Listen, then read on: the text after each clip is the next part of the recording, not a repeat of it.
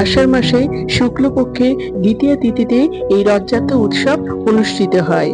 তাই এই ভিডিওতে আমি 2025 সালে রথযাত্রা কবে পড়েছে এবং তার পূর্ণাঙ্গ সময়সূচি সবকিছুই জানিয়ে দিলাম। বন্ধুরা, তার আগে পরবর্তী ভিডিও পেতে চ্যানেলটাকে সাবস্ক্রাইব করে নেবেন আর ভিডিওটা লাইক শেয়ার করতে ভুলবেন না। আর কোনো কিছু তথ্য জানতে হলে কমেন্ট বক্স তো রইলই।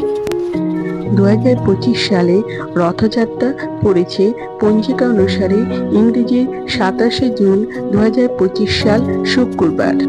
রথযাত্রার দ্বিতীয় তিথি শুরু হবে ইংরেজি 26শে জুন 2025 সাল বৃহস্পতিবার দুপুর 1:24 থেকে দ্বিতীয় তিথি সমাপ্ত হবে ইংরেজি 27শে জুন 2025 সাল শুক্রবার সকাল 11:19 পর্যন্ত। উদয় তিথি অনুযায়ী রথযাত্রা পালিত হবে ইংরেজি 27শে জুন 2025 সাল শুক্রবার। 2025 সালে উল্টো রথ অনুষ্ঠিত হবে ইংরেজি 5ই জুলাই 2025 সাল, বাংলার 20শে আষাঢ় 1432 সাল শনিবার। এই সময়ের মধ্যে জগন্নাথ দেবের পুণ্যযাত্রা সম্পন্ন হবে। রথের এই পবিত্র দিনে আপনারা এইসব খাবার একদমই খাবেন না, এতে জীবনে দুর্ভোগ ও অর্থকষ্ট দেখা দিতে পারে। বন্ধুরা, এই দিন যদি সম্ভব হয় তাহলে আমিষ খাবার একদমই খাবেন না। দ্বিতীয়ত, এই দিন পটল জাতীয় সবজি একদমই খাবেন না। মনে করা হয় প্রভু জগন্নাথ স্নানযাত্রার পর পটলের বালিশে শয্যা নেন, সেই কারণে পটল জাতীয় সবজি একদমই খাবেন না। এরপর যেটা বলবো সেটা হলো এই দিন তেতো জাতীয় খাবার, উচ্ছে, করলা, নিম পাতা এইসব খাবার একদমই খাবেন না।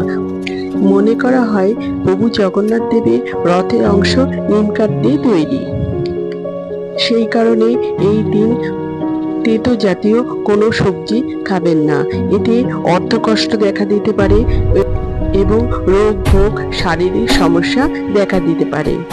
বিশ্বাস করা হয় রথযাত্রার এই পবিত্র দিনে গাছ রোপণ করলে বাস্তুদোষ দূর হবে ও জীবনে প্রচুর অর্থ আসবে।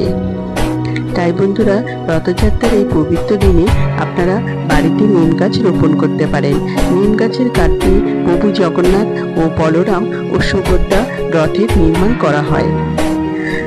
বন্ধুরা, যদি পারেন এই দিন তুলসী গাছের চারাও লাগাতে পারেন। প্রভু জগন্নাথ দেবের পুজো তুলসী পাতা ছাড়া অসম্পূর্ণ, তাই এই পবিত্র দিনে আপনারা তুলসী গাছও লাগাতে পারেন। এতে বাড়িতে সুখ ও সমৃদ্ধি বয়ে আনবে। এছাড়া দুস্থ ব্যক্তিদের এই দিন নিজেদের সাধ্যমতো যদি পারেন তাহলে অন্ন বস্ত্র দান করতে পারেন।